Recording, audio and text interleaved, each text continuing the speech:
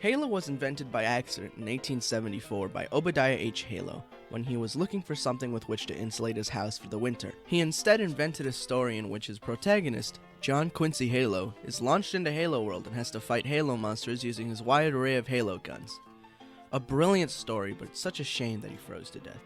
Oh, but that was many years ago now.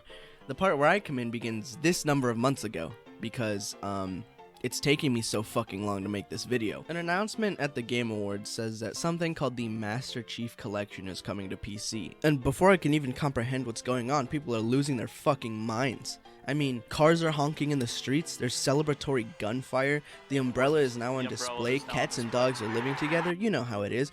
And naturally, this shitstorm showed up for me in the form of my good friend Drew, who was more excited than most about this release. I mean, I could practically hear him jumping up and down in his seat whenever he talked about it. Halo, Halo, Halo, Halo, Halo, Halo, Halo, Halo, Halo, Halo, Halo, Halo, Halo, Halo, Halo. Multiplayer on the Reach is really good.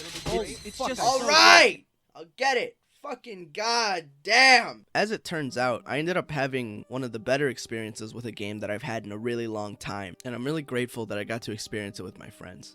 Now, we did what one does in Halo. Shoot stuff, kill aliens, be bisexual, eat hot chip, and lie. As one does, as Obadiah Halo intended it. I mean, it was really fucking fun. I enjoyed the hell out of it. However, this is where we run into the roadblock, if you will. The crux of why I chose this topic to vaguely explore because I don't know what I'm doing.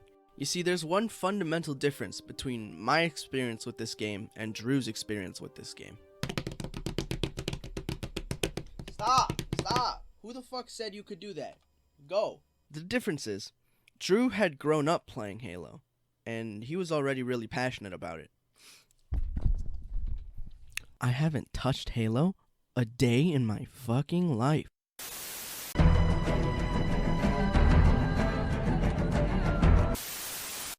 So, up until this point, the most familiar I had been with Halo was from a couple years ago when people were singing the theme song in bathrooms as a meme, which, I won't lie, I found very amusing. I was also vaguely familiar with the energy sword and I just thought they looked cool, but that was it.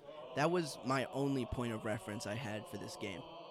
I have another confession to make as well, which, Drew, if you're watching, I'm sure this will make you rethink your entire friendship with me. Okay, here it goes. I didn't think I was going to like Halo. Like, at all. In fact, I was expecting to be disappointed. To try to give you the best explanation I can for why this is, I have to take you back to, 2005, 2004? A long fucking time ago. I was maybe in 2nd or 3rd grade, and I was a little shit, like all children are. And the small, incompetent, stupid child version of me wanted video games. And we didn't have any at the time, and I remember wanting an Xbox with games and shit on it. A modern day equivalent would be the kid who asks you if you have games on your phone. That was me. Fuck, that was me. The other problem was that I didn't actually know anything about video games. The only ones I could really name were like Mario Bros. And Tic-Tac-Toe and Halo, because those were simple names that I could remember. And naturally, I asked my dad for Halo one day. Hey, Pops. ¿Qué necesitas, mijo? I want Halo. Es otro juego. Yeah, you gotta, like, kill aliens and shit in it. I don't actually know anything about it else. No. What? But why? Eres muy joven para ver violencia así. Dude, come on, man. Like, the shit looks like cartoons. It's not even real. La violencia es muy real, mijo. Mi decisión es que no. Fuck. That's the end of that story, really. I was like 5. I didn't have a car or an income or a concept of money, so it's not like I was gonna get it myself. And I harbor no resentment towards my dad for his reluctance. He was doing his best, you know, except for the fact that I'm right. As I grew up and slowly gained access to more and more games, I realized that a lot of what's popular on consoles are, you know, FPS shooters, which is fine. There's nothing wrong with that. And not to shit on early 2000s FPSs, but from an outside perspective, they all looked pretty similar. When I eventually built my PC, I got Counter-Strike on it, and I thought to myself, well, what can I get out of all of these that I haven't already gotten out of this, right? So it creates this whole category of games where if you'd played one of them, you'd played all of them. For a long time, Halo was one of the games in that category for me. And so when Drew asked me to play Halo with him, obviously I wasn't going to say no, but it felt like I was going to be wasting my time. This sentiment didn't change until I booted up the game for the first time, and I heard the theme song in its proper context for the first time in my life. The silly meme that I was familiar with completely changed into a call to action, like it was beckoning you to go forward and discover what its contents were all about. It gave me chills.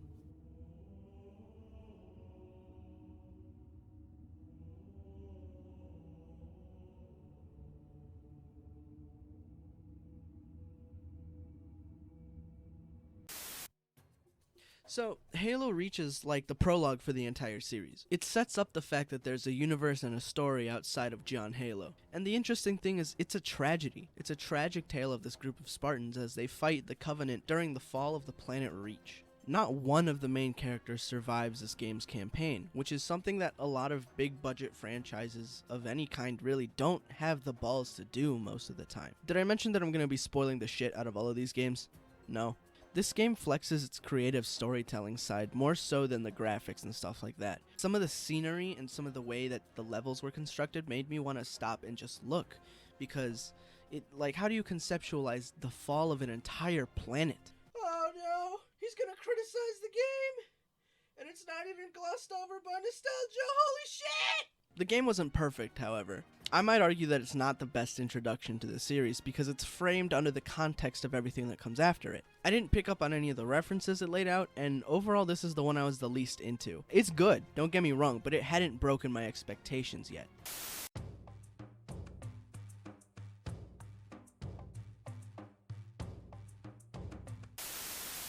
Okay, so now we were getting properly into this series. The first Halo game, the actual first Halo game, opens shortly after the fall of Reach. Wait a minute. This shit looks clunky as fuck. What do you mean I can't sprint? I could sprint in the last one. What the fuck? MC Halo is woken up from one fucking hell of a power nap. Also, at this point, I'm getting like lore and stuff about the war against the Covenant and the UNSC and all of that shit that I wasn't paying attention to before. I gotta say that I like the characters a lot better in this one. Keyes, Johnson, like holy shit, Johnson. When we meet the enemy, we will rip their skulls from their spine and toss them away, laughing. Damn, that guy is cool. This game, and really the rest of the games, are really good at making you feel like a badass, and the experience of playing them reflects that. From the environmental storytelling to the reactions of enemies and like dialogue lines of people you're around, and like shit is scared of you. I mean, for fuck's sake, the Covenant starts to refer to you as demon after a while. That's really only a vibe I've ever seen done in Doom, and let me tell you that is one fucking hell of an ego boost. Holy shit. That being said, CE is not a perfect game, not by a lot. One of the main issues that I have with it are the fucking save points. They feel so erratically placed sometimes, and in some levels they're fine, but in others there's like 8 fights before you get to your next save point. Don't even get me started on the fucking backtracking that happens in this game. I was on this bridge and in these hallways and in these rooms way too many times. The level that cements this for me is 2 Betrayals. 2 Betrayals, a significant level for advancing the plot of the game. It fucking sucks. Words cannot describe how painful it was to play through that shit. Every single checkpoint was so goddamn far from the last one that it made the game the antithesis of fun for the duration of the level. It was to the point that we had to stop playing and we had to finish the next day because we were that pissed off at the fucking save points. God! The story was really cool, though. We advanced through the game, running around, teabagging elites, shooting civilians to piss each other off. It's all good. And then suddenly... What's going on, soldier? We've got contact, lots of them, but they're not Covenant. They're just tearing through us. What the... Oh, no! Corporal, do you copy? Over. Hold still, hold still. Let them have it. Ah! Suddenly it's a horror game? What the fuck? Like, how is this working? How is there this much suspense? Like, it's such a tone shift. Past this point, the quality of the game skyrockets. And it's around this point that Halo begins to break my expectations. I'm still reluctant to say that at this point, because I'm a stubborn bastard. But I can no longer deny that there's more to this game than I initially thought. The tension and the suspense and like the actual plot of the game just continues to build itself up until the very last level. Warthog Run is a perfect ending to this game. You're driving like a madman through the Halo ring, Cortana's going something like, run, run, oh fuck, you're gonna explode if you don't get the fuck out of here. And the theme song is blasting into my headphones. This level was so fucking satisfying. We're all freaking out at this point, just flying past enemies and shooting stuff. The ending felt fantastic. I'm not even mad that John Halo didn't show me his Halo face at the end.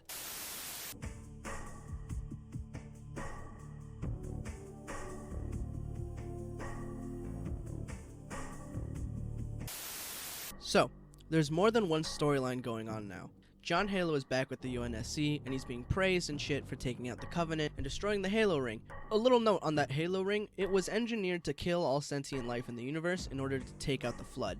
Not by attacking them, but by killing everything else and starving them. On the other hand, you have this guy. He was in charge of securing the Halo Ring, and he's being brought before the prophets for the crime of allowing John Halo to escape. Already, there's so much more going on. Like, I love it so much. It's just... Hold on. Yeah? Huh? A remaster? The last one had a remaster. It didn't really do much. What? Oh. Okay. Yeah, sure. Okay. Let's see here. Who did this? No, I mean it. Who did this? I want to shake their fucking hand. Like, I mean it. Video games now don't look that good. Wait. So he's gonna blindly jump into space. What if he misses? What if he misses? He's just gonna land. Of course he does. He doesn't. You know why? You know why? Because he's John fucking Halo! There is such a huge expansion of the lore throughout the game. Like, you can just learn so much more about the world through this game. And here's the thing. If you have a dent in your head and you're not into lore shit, it's all optional. You don't have to do it. This game was a much more pleasant experience. My throat hurts. It feels as though Halo heard me talk shit about the last game and fixed itself before I got to it. Now, don't get me wrong, the game's not perfect. There were still points that were really annoying to me, but it never got as bad as Two Betrayals did. And it was at this point that I understood that Halo is a much better game than I had ever given it credit for. I mean, how do you top...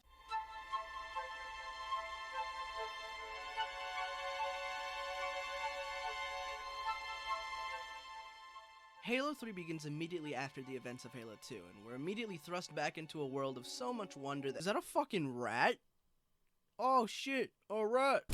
This game is quite honestly the perfect ending to the perfect trilogy. I mean, it's really good. The only real problem I had with this game is that I think there was a better way of portraying that Cortana's trying to contact you than having her show up on your screen for 10 seconds every 10 seconds. That's the one problem I had with this game. Ma'am, squad leaders are requesting a rally point. Where should they go? To war.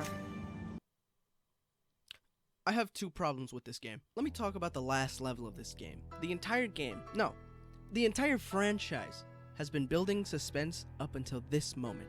You've defeated Guilty Spark for like the 8th time, he's dead, and the Ark is rigged to explode. You've saved the majority of the known universe from certain death, except Johnson. Johnson's dead as hell. But his final wish is for you to take his dog tags and blow up the Ark. You oblige, and what ensues is the final Warthog run. Remember that last level from Halo CE? This is like that, but on fucking crack. You're running over everything that's in your way without hesitation. Cortana is with you again. This is an escape. One that realistically shouldn't work. Things are exploding everywhere. Your path gets fucked up several times. At like 99% explodiness, you make it onto the cargo bay of the ship, and a tank almost kills the Arbok, and you gotta go make sure he's okay. A portal opens, and it's like your last hope of living through the... Huh? It's been an honor serving with you, John. His name's actually... His name's actually John? Everyone on Earth and in like the human colonies rejoice as the war that they've been waging for 4 games is over. Honor is given back to the title of Arbiter, and Halo Homie 11D7 is remembered as the greatest hero to ever live. Meanwhile, John Halo puts himself in a cryopod and plugs Alexa into the wall and just says, "Wake me up again when you need me."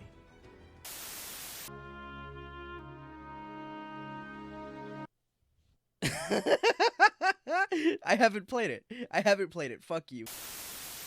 So my experience playing Halo for the first time in, I think it was 2020, was really different from Drew's experience playing in 2020 because he's had these games forever. They're entrenched into Drew's childhood, and they mean a lot more to him than they do to me.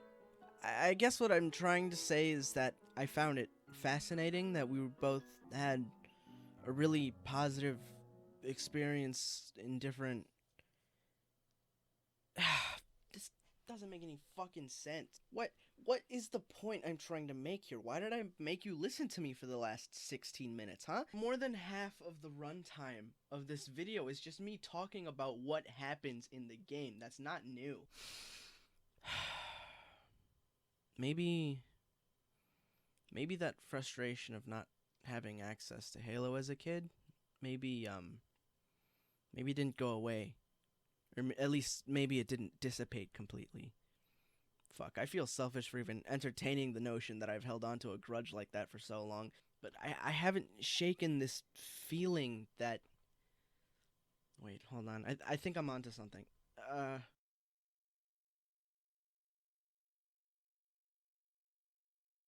Halo for a long time has seemed like this giant, like this historic, fantastic, wonderful experience that everyone has this nostalgia for but me. And I think what I'm realizing is that as I finally play these games, the whole monolithic genius aspect of it seems to be a facade that doesn't really exist. Its reputation for a long time seemed less like good word of mouth to me and more like a barrier to entry. Like it was a bouncer, and my lack of exposure to Halo was like a fake ID. I don't know. I've been aware around the massive hype from when these games were coming out. There were LAN parties, and there were crowds outside of GameStop, and Bill Gates handed out the first copy of Halo 3, which is weird to think about. I found one instance of two people who, at one of these GameStop crowds, dressed up as an Xbox and a PlayStation and fought to entertain the crowd. Part of me felt like because I wasn't there and because I wasn't calling out of school and I didn't have an Xbox, that part of that experience of playing Halo wasn't going to be there for me. The nostalgia itself felt so overwhelming that to go in new felt like the game wasn't for me, like it was for those who grew up with it. What I found is that as I started playing, though, the game didn't feel like this. It felt welcoming. It felt like it wanted me to play it. At the end of the day, the Halo trilogy doesn't seem to give a shit about its reputation. All it cares about is making you feel like a badass, and I really appreciated that. Now, granted, if I go and play multiplayer right now, I'm sure I'll find someone who will tell me the exact opposite of what I just said. That's fine. That's his problem. You know what I mean? I guess another thing I can take away from it is that I can say definitively that the game is good. I know I'm not the first video essay on Halo, but the thing is that a lot of these guys, they had this game growing up. It's an essential element of their childhood, and the nostalgia factor they have from growing up with this game's release means that there is an inherent bias in their videos. And that's not to invalidate them. They make good points, but it's there, you know? And you know it's there. I don't have that, and so I guess what I'm trying to say is I'm better than... No, I can't. I can say that the game is good, and you don't have to worry about me saying that just because I had an Xbox, because I didn't. But ultimately, I feel like the most important takeaway is that I didn't feel like I missed out on anything by waiting until now to play it. I think 8-year-old me would be proud of me, but most importantly, it's so nice to know that 8-year-old me was right, and that my dad owes me an Xbox.